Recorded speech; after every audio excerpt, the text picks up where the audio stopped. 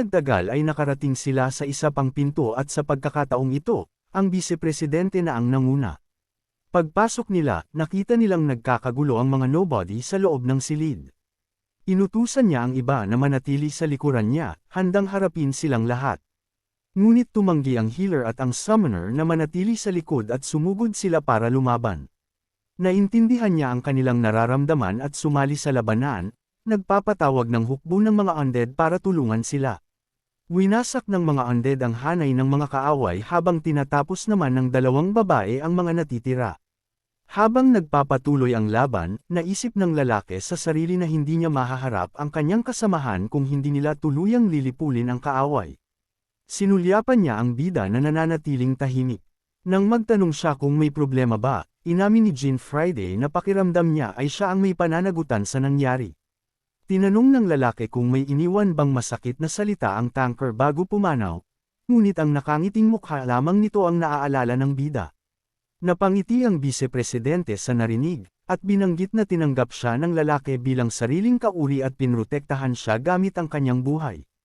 Ngayon, ang pinakamagandang parangal na maibabalik niya ay ang ipagpatuloy ang kalooban nito. Hindi nagtagal at naubos ng dalawang babae ang mga kaaway at nagpasya ang grupo na magpatuloy.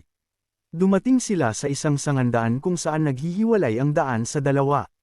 Nagdebate ang koponan kung paano magpapatuloy, mukhang mas ligtas ang manatiling magkakasama, ngunit itinuro ng Vice-Presidente na ang isang bitag ay maaaring ubusin silang lahat. Sa huli, nagpasya siyang dapat silang magpares-pares para mabawasan ang panganib, kahit na mga hulugan ito ng paghahati ng kanilang lakas. Agad na nagboluntaryo ang healer na makapares ang bida, nagrereklamo na hindi siya makalaban ng malaya kapag kapares niya ang Vice-Presidente o ang isa pang babae. Kinuha ng dalawa ang isang landas at hindi nagtagal ay nakatagpo ang isang matabang halimaw. Lumalabas na ito ang ikalawang quattro na nagngangalang Bobka. Samantala, hinarap ng Vice-Presidente at ng babaeng summoner ang isa pang malakas na kalaban, ang ikatlong quattro na si Abeds. Puno ng determinasyon at paghihiganti para sa kanilang namayapang kasamahan, naghanda ang dalawang pares para sa labanan. Sa pagharap sa mataba, mabilis na na-realize ng bida na ang level ng nilalang ay higit pa sa anumang nakaharap nila, marahil ay mas malakas pa kaysa sa ikalimang Demon Lord. Nagplano siyang pag-aralan muna ang mga galaw nito, ngunit bago pa siya makakilos, padalos-dalos na sumugod ang healer. Nagsimula siya sa kanyang trash talk prayer at nagpatawag ng isang napakalaking palakol na tinatawag na Order Axe.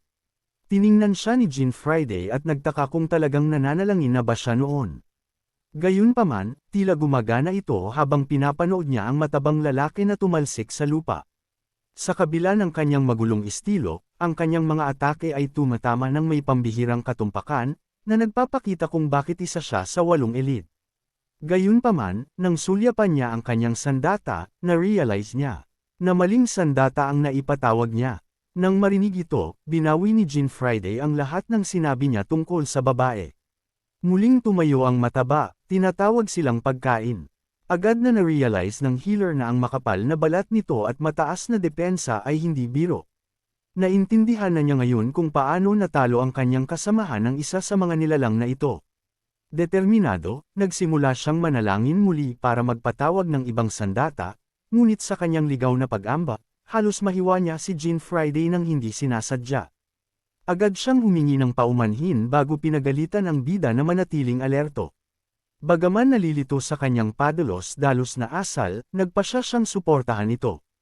Inihanda niya ang centipede at kumuha ng posisyon.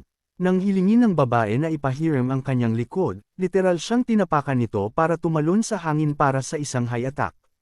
Madaling naiwasan ng matabang halimaw ang atake, kaya nasayang lang ang masakit na pagsisikap ng bida. Nagbuntong hininga siya, iniisip na isa itong ganap na baliw, at nagtaka kung paano nagawa ni Wyatt na protektahan ito sa labanan. Ngunit naramdaman ng halo ang kanyang mga emosyong puno ng puot at galit.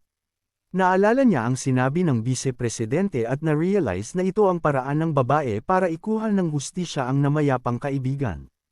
Ipinaalala ng babae sa kanya na siya ay isang backliner at dapat gampanan ang kanyang papel ng maayos. Napagtanto ang kanyang pagkakamali, itinuon niya ang pansin sa pagsuporta rito mula sa likuran sa halip na lumaban ng padalos-dalos. Muling tumalon ang babae sa hangin, sinasabihan ng halimaw na humingi ng tawad sa pagiging ganito kataba at naghanda para sa isang napakalaking atake. Samantala, sa kabilang panig, ginamit ng babaeng summoner ang kanyang Thunder Spirit para kuryentihin ang matandang lalaki. Kalmadong tumayo ang lalaki, sinasabing ang kuryente ay nakapagpagaan pa sa pakiramdam niya. Sininyasan siya ng Vice-Presidente, at agad niya itong naintindihan.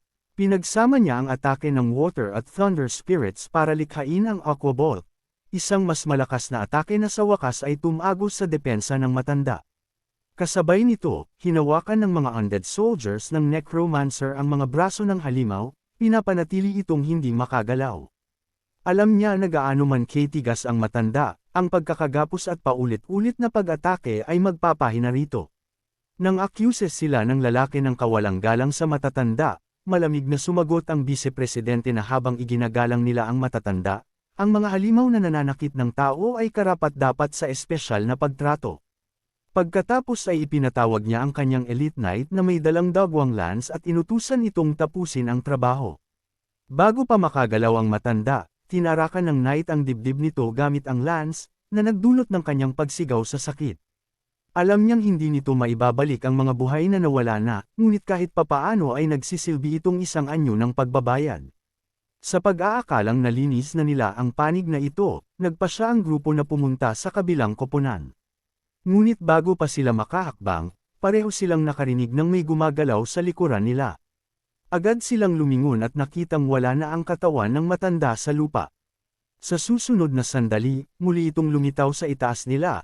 Hinihiwa ang braso ng Vice-Presidente sa isang mabilis na tira. Tumatawa ng baliw, sinabi niyang mukhang masarap ang kanilang mga kakayahan.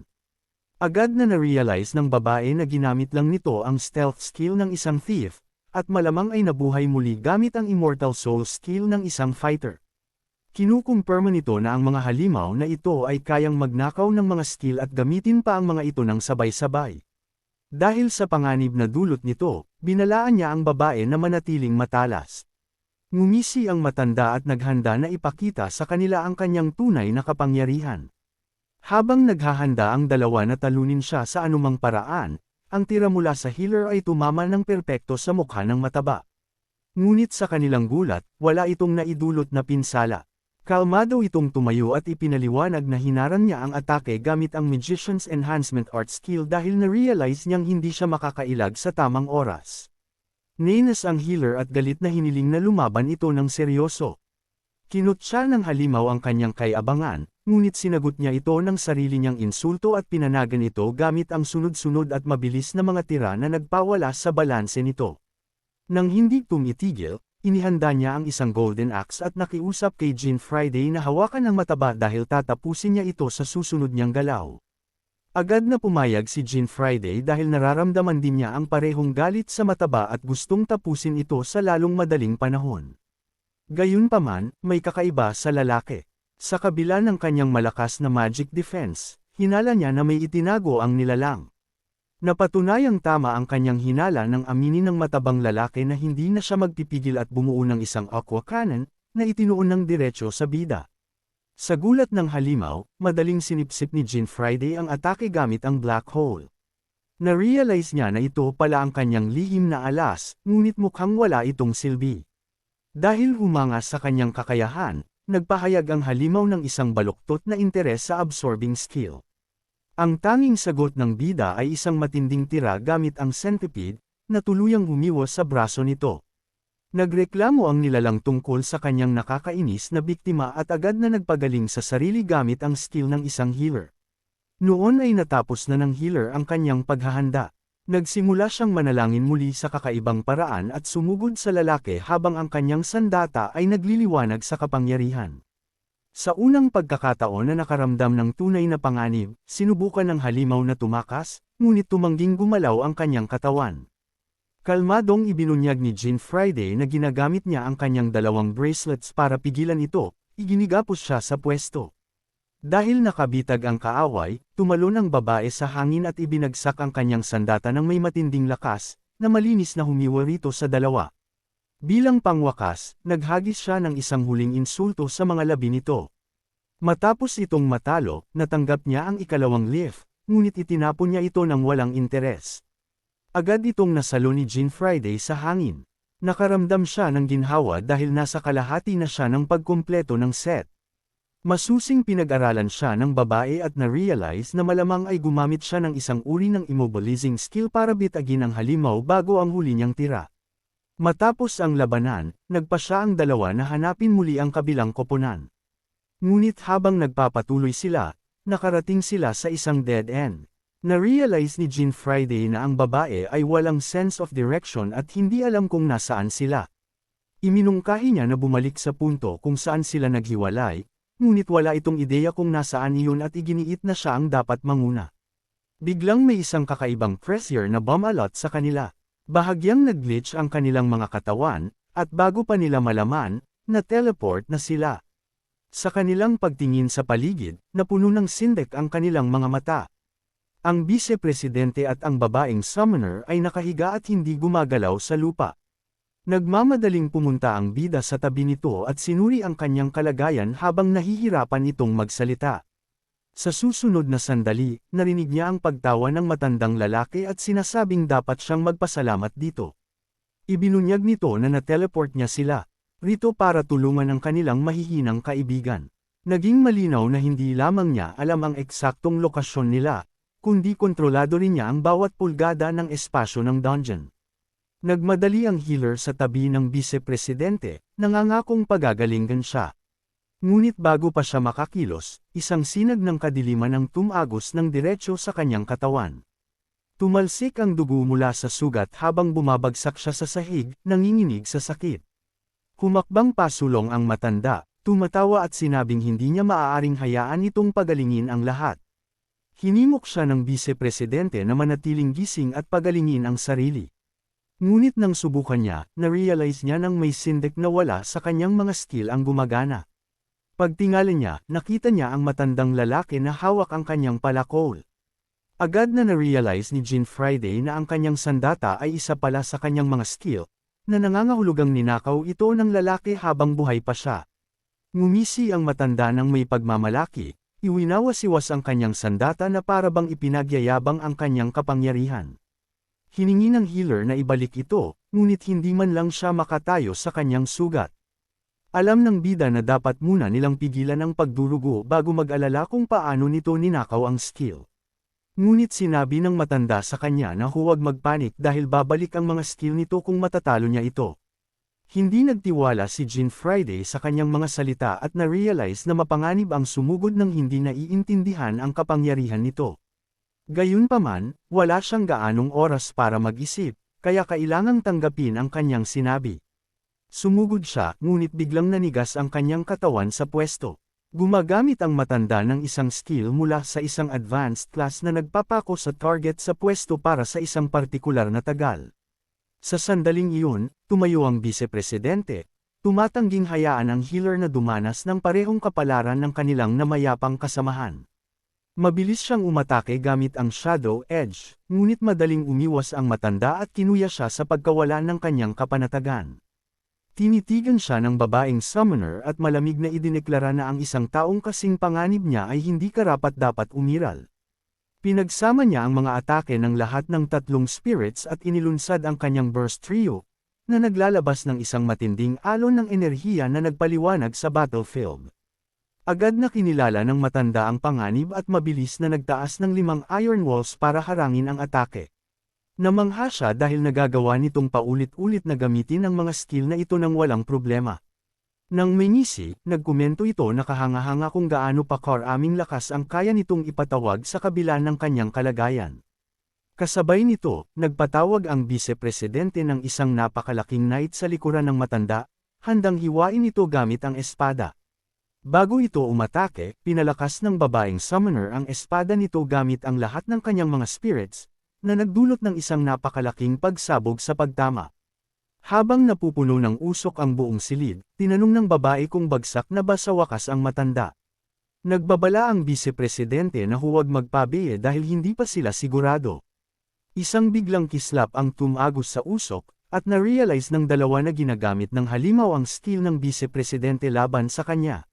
Masusing nagmamasid ang bida, sinusubukang intindihin kung paano niya nag-agaya at nananakaw ang skill ng iba. Bagaman hindi makagalaw ang kanyang katawan, nakita niya ang susunod na atake at binalaan silang dalawa na umalis. Lumitaw ang matanda sa likuran nila, handang tumira, ngunit nakahanda na ang fire spirit ng babae para dumpensa. Mabilis siyang umatras, na-realize na bahagya lang siyang nakaiwas sa atake at ginamit ang skill ng healer para pagalingin ang kanyang mukha. Pagbilang sa babaeng summoner, idineklara niya na ninakawin din niya ang skill nito. Sumigaw ang vice-presidente para lumayo siya, ngunit tila huli na ang lahat. Bago pa tumama ang atake sa kanya, may humila sa kanila pabalik. Lumalabas na nakakagalaw na si Jean Friday ngayon, at ginamit niya ang kanyang super gravity para hilahin sila sa ligtas na lugar. Nagpanggap na tinang ang matanda, ngunit nagulat din siya sa kanyang skill. Sa wakas ay seryosong tumayo ang bida at nakiusap sa grupo na manatili sa likod habang siya na ang bahala. Ipinaliwanag niya na ang pagnanakaw ng skill ng matanda ay tila sumusunod sa dalawang kondisyon. Kailangang makita niya ang isang teknik na ginagawa at makakuha ng dugo mula sa gumagamit nito. Naalala ng vice-presidente ang nangyari kanina at na-realize na upang manako ang skill ng isang tao, kailangan niyang sipsipin ang kanilang dugo. Iyon ang nagpapaliwanag kung bakit mayroon pa ring kapangyarihan ng babaeng summoner. Habang tumatagal ang laban, lalong lumalakas ang matanda. Sa pag-iisip ng sandali, na-realize ng vice-presidente na wala talaga silang anumang panlaban sa lalaking ito. Bumaling siya kay Jean Friday at sinabing ipapaubaya niya ang lahat sa kanya. Bilang tugon, siniguro ng bida na siya na ang bahala sa lahat. Tinanong siya ng matanda kung siya na ba ang susunod niyang kalaban dahil iniligtas niya ang ibang mga adventurer. Alam niyang may kasanayan si Jean Friday at iyon ang dahilan kung bakit ginamit niya ang kanyang free skill dito. Ngayong nakakagalaw na itong muli, nagpa siya ang halimaw na tapusin na ito ng mabilis. Samantala, nanatiling tinang ang bida at nagtanong kung babalik ba ang mga ninakaw na skill kung mamatay siya. Inamin ng matanda na dapat ngang bumalik ang mga ito dahil hinihiram lang niya ang mga ito habang buhay pa ang mga orihinal na may-ari, ngunit hindi pa siya kailanman natalo para makumpirma ito. Alam ni Jean Friday na may isa pang halimaw pagkatapos nito at isinasaalang-alang ang sitwasyon ng kanyang grupo, hindi siya maaaring mag-aksaya ng oras dito. Lumapit ang matanda, kinukutsa siya at tinatanong kung natatakot ba siya. Gayunpaman, ginamit ng bida ang repulsion skill para itulak siya pabalik. Mabilis na nakalayo ang lalaki, ngunit nainis at natuwa siya sa skill ng sabay. Bago pa siya makagawa ng susunod na galaw, hinayla siya ng bida gamit ang gravity at ipinatawag ang centipede sword para hiwain siya. Sa kabila ng pag-atake, ngumisi ang matanda, inaming mas masakit ito kaysa sa kanilang mga nakaraang atake. Dahil nakataya ang buhay ni Maria, alam ni Jean Friday na hindi siya maaaring umatras. Inalis ang kanyang sandata, tinanong niya ang matanda kung nakakaramdam ba ito ng pagsisisi sa pagnanakaw mula sa iba. Tumawa ang matanda, sinasabing nasisiyahan siyang makita ang mga biktima na namamatay sa sarili nilang mga ninakaw na kapangyarihan, naniniwalang ang kanilang kahinaan ang dahilan kung bakit nawawala sa kanila ang lahat. Napagtantong walang silbi ang pagpipigil, ginamit ni Jean Friday ang kanyang pendant at lumipat sa Great Swordsman class. Ang buong grupo, kasama na ang matanda, ay nalito. Nagtanong ito kung isa ba itong uri ng palabas, ngunit sumagot ang bida na siya ang sasayaw sa palabas na ito. Bago pa siya makatapos, naglaho ang matanda at lumitaw sa likuran niya, mabilis na tumitira. Isang manipis na guhit ng dugo ang lumitaw sa pisngi ng bida, dulot ng isang mababaw na hiwa. Tumawa sa pananabik ang matanda dahil nakuha na niya ang gusto niya sa wakas. Gayunpaman, nang subukan niyang nanakawin ang kanyang skill, walang nangyari. Kinukumpirma nito na ang halimaw ay maaari lamang magnakaw ng mga class skills at hindi ang mga skill na ibinibigay ng kagamitan. Ngayong nasa Great Swordsman class na siya, muling ipinatawag ng bida ang kanyang blade, at agad nitong na-unlock ang dalawang bagong skill. Ang una ay nagpapataas ng range ng kanyang lason, habang ang ikalawa ay nagbibigay sa kanya ng karagdagang blade. Akala pa rin ng matanda na mananalo siya, ngunit bigla siyang nagsimulang makaramdam ng epekto ng paralyzing poison dahil nakatayo siya sa loob ng range. Ibig sabihin ay hindi siya makakagamit ng anumang skill, ngunit binabawasan din ito ang health ng gumagamit sa isa. Kahit na maaari itong matapos sa isang hit, kampanteng sumugod si Jean Friday at hiniwa ang halimaw gamit ang parehong mga espada habang ginagamit din ang mind's eye effect. Ang tama ay napakalakas kaya agad itong napatay, at nakuha niya ang ikatlong lift. Sa kanyang pagkamatay, bumalik ang mga skill sa kanilang mga may-ari. Lumingon si Jean Friday at napansin na pinapagaling na ng healer ang lahat. Habang sinusubukan niyang pagalingin ang vice-presidente, iginiit nito na unahin muna ang babaeng summoner. Habang nagtatalo sila tungkol dito, nararamdaman ni Jean Friday ang mas masama pang enerhiya sa malayo. Nagpasalamat sa kanya ang vice-presidente sa lahat, ngunit sinabi niya rito na hindi pa tapos ang lahat. Hindi nagtagal ay nagpakita na ang pinagmulan ng enerhiya. Ang ikaapat na hari ay isa palang batang may berdeng buhok na nagngangalang Eric, na nasa level 400. Kahit na mukhang hindi mapanganib ang bata, nagbabala ang vice-presidente sa iba na huwag mag-relax. May kakaiba sa kanya. Bago pa makapag-react ang sinuman, biglang lumitaw ang ikaapat na hari sa mismong harap ni Jean Friday, pinipili siya bilang target dahil itinuturing niya itong pinakamalakas. Nagulat ang bida at nabigla ang vice-presidente na hindi niya man lang naramdaman ang galaw ng bata. Sinabi ng bata na nasisiyahan lang siyang makipaglaban sa malalakas na tao dahil ang mga mahihino tulad ng kanyang mga kaibigan ay madaling masira at nakakainip.